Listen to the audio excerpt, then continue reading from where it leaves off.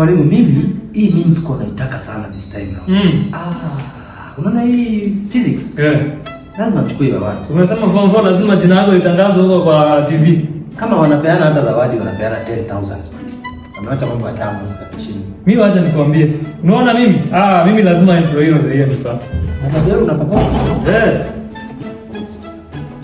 Performance. Excuse me, sio mwalimu. God have mercy. Mimi ndio roga mwalimu. Wewe ongea. Mwalimu, tuko na physics side na it's been 2 months now. I don't want peace.